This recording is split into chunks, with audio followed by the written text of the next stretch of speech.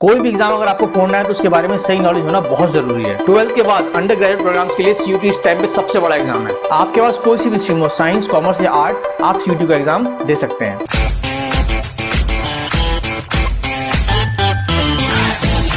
CUET सबसे पहले इसकी full form common university entrance test, ये बनाया किसने है? एनटीए ने, नेशनल टेस्टिंग एजेंसी। भाई क्यों बनाया है? क्योंकि बच्चों 12th क्लास के बाद कॉलेज में एडमिशन के लिए आप लोग बहुत सारे एग्जाम देते थे, सबको कंबाइन करके इन्होंने एग्जाम बना दिया है CUET। इसमें हर तरह की यूनिवर्सिटी पार्टिसिपेट करती है, चाहे वो सेंट्रल हो, स्टेट हो, गवर्नमेंट हो, डीम्ड हो, किसी भी तरह की यूनिवर्सिटी हो।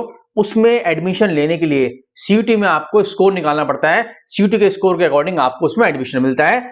कोई भी स्ट्रीम का बच्चा इस पेपर को दे सकता है, चाहे वो साइंस का हो, चाहे वो कॉमर्स का हो, चाहे वो आर्ट्स का हो। 2022 में ये एग्जाम शुरू हुआ था, 2025 में बहुत जल्दी ये होने वाला है। टेंटेटिव डेट 15 मई के आसपास एग्जाम शुरू हो जाएंगे। कौन कौन एलिजिबल हैं, कौन कौन ये एग्जाम दे सकते हैं? तो सबसे पहले बच्चों आपको क्लास 12 पास आउट होना चाहिए, ठीक है, या फिर अपीयर्ड। अपीयर्ड का मतलब ये होता है जैसे आप क्लास 12 का एग्जाम दे रहे हैं, रिजल्ट आएगा आपका मई और जून में, लेकिन जो CUT के फॉर्म भरने का प्रोसीजर है वो आपका पहले ही शुरू हो जाएगा, और हो सकता है रिजल्ट बाद में आए और एग्जाम पहले हो जाए, बट आप वो एग्जाम दे सकते हैं। बस हाँ, आपको ध्यान रखना है जनरल कैटेगरी के लिए कम से कम 50% मार्क्स आपको चाहिए क्लास 12 में, और SC ST OBC other categories के लिए कम से कम 45% मार्क्स आपको क्लास 12 में चाहिए। 5% का यहाँ पर रिलैक्सेशन है, ठीक है। अगर मैं बात करूं बच्चों एज की, तो that is very important, there is no age limit. आप 15 के हो, 16 के हो, 17 के हो, 18 के हो, 20 के हो, there is no age limit. चलिए बच्चों बात करते हैं एग्जाम पैटर्न की। सबसे पहली बात, कंप्यूटर बेस्ड टेस्ट होगा, पेन पेपर टेस्ट नहीं है, टोटल MCQ लेवल का टेस्ट है, कोई चॉइस नहीं मिलेगी इस बार। जितने क्वेश्चन एग्जाम में आएंगे आपको सारे करने पड़ेंगे। 3 सेक्शन होंगे आपके एग्जाम में। पहला सेक्शन होगा आपका लैंग्वेज का, दूसरा सेक्शन होगा आपका डोमेन स्पेसिफिक सब्जेक्ट, यानी कि जो आपने 12th क्लास में ले रखे हैं, फिजिक्स, केमिस्ट्री, बायो एक्सेट्रा। तीसरा जो आपका पेपर होगा वो होगा आपका बच्चों GT का, जिसको इस बार इन्होंने GAT कर दिया है, जनरल एप्टीट्यूड टेस्ट। हर सेक्शन में कितने क्वेश्चन आएंगे और कितना टाइम लगेगा, तो ध्यान से देख लो। सेक्शन 1 बच्चों लैंग्वेज का होगा, 13 लैंग्वेज है हमारे पास, English, Hindi, Urdu, Punjabi, Asami and so on. 50 question आएंगे पर पेपर, और आपको जो टाइम मिलेगा वो मिलेगा 60 मिनट का। 60 मिनट आपको पूरे दिए जाएंगे क्वेश्चन पेपर करने के लिए, ठीक है। सेक्शन 2 बच्चों आएगा आपका डोमेन स्पेसिफिक सब्जेक्ट, जो आप लोगों ने क्लास 12 में पढ़े हुए हैं। We have 23 based on NCERT, total based on NCERT, जैसे कि आपका मैथ्स हो गया, फिजिक्स हो गया, साइंस हो गया, अकाउंटेंसी हो गया, इको हो गया, फलाना ढिमकाना, ठीक है। क्वेश्चन आएंगे 50, टाइम मिलेगा आपको 60 मिनट।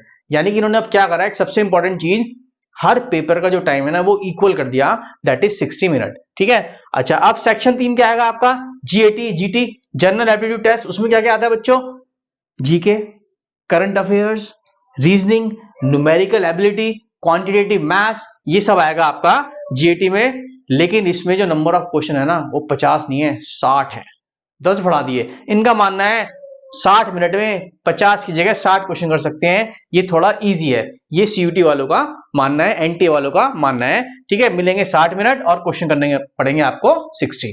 मार्किंग स्कीम क्या है इसकी बच्चों, एक क्वेश्चन सही करने पर आपको मिलेंगे पूरे 5 नंबर, लेकिन अगर आप एक क्वेश्चन गलत करते हैं तो 1 नंबर आपका कट जाएगा, यानी कि नेगेटिव मार्किंग है।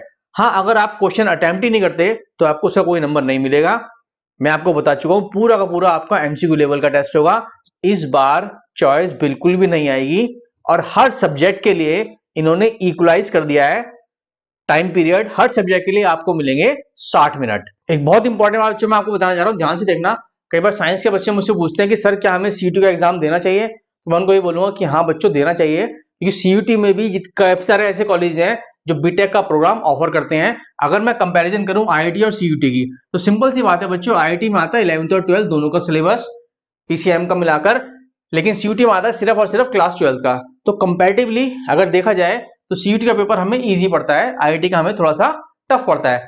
IIT का जो स्कोर है वो 23 IITs, 31 NITs और कुछ प्राइवेट कॉलेजेस वो एक्सेप्ट करते हैं। लेकिन बच्चों जो आपका CUT का स्कोर है वो Delhi university, BHU and there are some other private colleges जो इसके अकॉर्डिंग आप लोगों को बीटेक में एडमिशन देते हैं। तो जितने भी साइंस के स्टूडेंट हैं उनसे मैं सिर्फ एक ही बात कहना चाहूंगा, बच्चों CUT का पेपर जरूर भरना, क्योंकि IIT में क्या होता है 12.5 लाख के करीब बच्चे बैठते हैं और सिर्फ 20% बच्चों का सिलेक्शन होता है, बाकी जो 80% बच्चा है वो कहां जाएगा।